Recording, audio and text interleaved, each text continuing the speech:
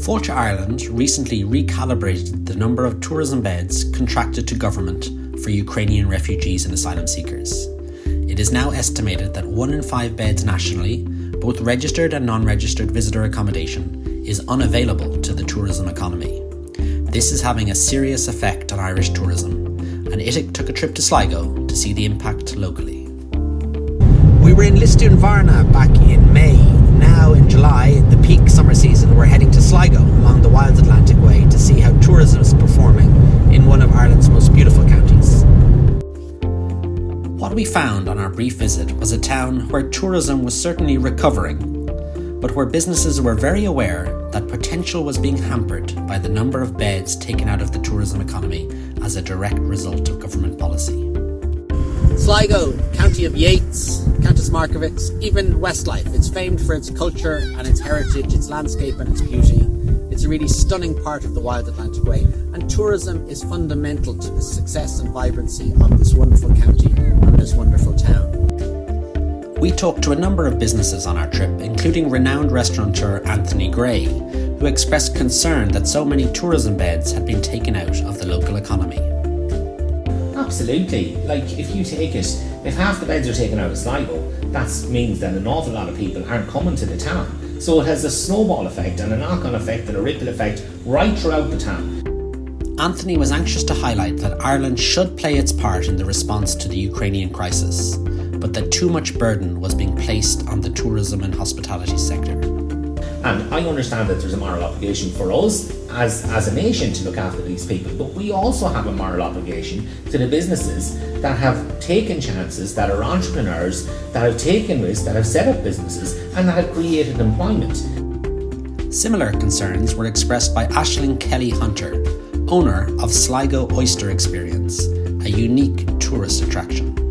I've definitely lost bookings. I had a tour operator that was booking the Oyster Experience farm tour with me, group of 30, and I lost a couple because they couldn't secure accommodation in or near Sligo.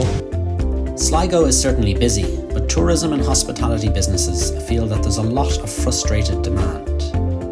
We travelled 5 miles outside the town to Ross's Point to see the situation there. So here at the golf course in Ross's Point, it's a spectacular setting, Wild Atlantic Way, but they are feeling an impact of the lack of tourism beds in the area. Here's a prime example. We're in the heart of Ross's Point, the golf course is just over there, and behind me is the main hotel, the Yates Country Hotel. It's got 110 bedrooms, but it's contracted to the government for refugees and asylum seekers for at least the next 12 months. Imagine the impact on the local tourism businesses of the town. The restaurants, the bars, the tourist attractions, the excursions along the Wild Atlantic Way, the golf club. There's a problem. This has got a profound impact on the local tourism economy. I caught up with golf course manager David O'Donovan to get his perspective. So 2023 has been good. Our numbers are down, but our revenue is up. Yeah. So we're getting less golfers, but we're getting more money for golf. So that's where we are. Are there any particular reasons why you're getting less golfers? Part of it is the accommodation shortage in the area. So you take the Yates Country Hotel, which is next door to the golf club here. They have 110 bedrooms and they've been contracted to the government for Ukrainian refugees for at least 12 months. So 100% of the hotel is no longer available to the tourism economy. Yeah. David has lost business due to the lack of hotel beds in the locality. I've lost at least 9 groups this summer due to the fact they couldn't get accommodation in the area. Yeah. One, for example, was booked with me in September, had paid their deposit. They were booked for 3 rounds of golf with me, and they were booked in a local accommodation for 9 nights.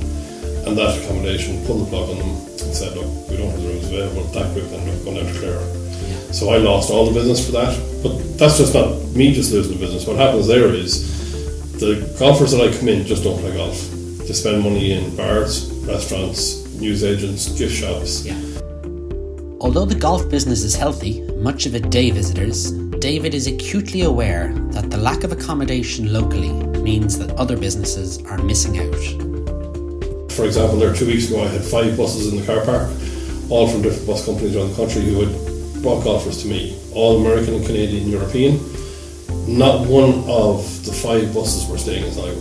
Yeah. They were all staying in either Donegal or Mayo or over the border of Northern Ireland. the pubs and restaurants in the village here are really feeling the pinch, and you can see it at the moment. Yeah. And we're in the middle of the season, and you have two of the main restaurants in the village don't open 2 nights a week. And it's not because of staffing or anything else. The biggest issue is they don't have footfall. You take Ewan's sea fishing here in the village, and all his fishing trips are down. Yeah. So his clients would primarily have stayed in the hotel here. Yeah. Now he's got nowhere for them to stay. So when you see his boat tied up, he needs support, he needs help. So here's an example of that multiplier effect. A hotel up the road is contracted to the government. This is a pub just nearby, closed. It's the middle of July, it's lunchtime. This place should be full of tourists enjoying the Wild Atlantic Way, but there's no tourists in this area. Like Anthony, David is very conscious of looking after the new arrivals and employs some of them on the golf course. He also stresses the inappropriateness of hotel accommodation for people fleeing a war. The Ukrainian employee that I have lives in the hotel. He lives in a hotel room with his wife and 3 kids. And he's working for me here on the golf course. And, it's very sad when you think about it, because, he's got 3 young kids and they're trying to learn English and they're trying to get through an existence, but they're cramped into a hotel room. Week in, week out. Day in, day out. Hour in, hour out.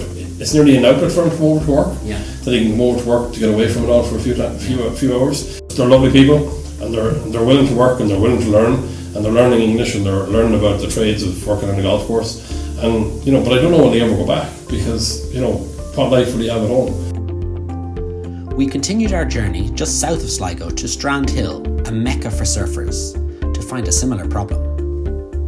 There's been significant investment of late in tourism product and infrastructure here in Sligo. Indeed, in Strand Hill, where I am at the moment, is the new National Surf Centre. It's a world-class visitor experience. It's proving very popular already for those who love to surf. My name's James McGoldrick, I'm 38, I run Sligo Surf Experience, I'm a local strand surfer. So it's a local artist. He's one of the original surfers in the Northwest. Great. And just a really big effort by the local surfing community, Sligo County Council and Fáilte Ireland to bring this building on stream. The Wild Atlantic Way, and Sligo in particular, can claim to be the outdoor playground of the country, as Seamus tells me. Sligo is a really unique place in that the town is very central. You can be up a mountain, on a lake, on a paddleboard, or on a surfboard, all within 10 or 15 minutes of the town. But again, the lack of beds is negatively affecting business. And I sold them on the surfing, I've sold them on Sligo, the destination. They really want to come here, but they simply can't find accommodation. Tourism is an ecosystem, each part supporting the other. Equally, if there is a blockage, then the rest of the sector feels the pain. This is causing frustration for entrepreneurs like award-winning surfer Seamus. I think we're on for some positive years of growth. We just didn't see this accommodation crisis worsening to the degree it has, and it's just you have all the other elements in place, but there's just this piece of the jigsaw missing, which is the accommodation. So it is very clear that government's over-reliance on visitor accommodation stock to house refugees and asylum seekers is hurting Irish tourism, both here in Sligo and nationally. But what can be done? David was quick to point out that better communication with local stakeholders is vital. Rossappoint is a small village where we are here today, and the population of Rossappoint is 800. The population of Ukrainians that have moved into the area is 900. I think first of all there needs to be consultation with the local villages and the people that are giving out these rooms. And as well as better consultation, both Aisling and Anthony were keen to stress that tourism and hospitality businesses needed ongoing support, particularly the retention of the 9% VAT rate. And Aisling, so the beds are gone, the energy support scheme hasn't been that successful. Yeah. What could government do to support businesses like your own? Well, I think it is imperative that they keep the 9% VAT rate. And I think they know themselves. They'll know even from revenue figures how businesses are struggling. Yeah. So they need to keep the VAT rate at the 9%. Well, I suppose critically they have to look at the VAT at 9% and leave it for the restaurant industry and food providers. Like putting it up, it's going to just really put a nail in the coffin for some businesses. As we left Sligo, it was very clear that there was a handbrake on tourism's recovery. Too many beds are being taken out of the tourism economy, thereby impacting the level of tourism activity. This is bad for business, both locally and nationally. Government must develop another plan to house refugees and asylum seekers. Tourism businesses will play their part, but they cannot be the primary accommodation provider to the detriment of their own industry.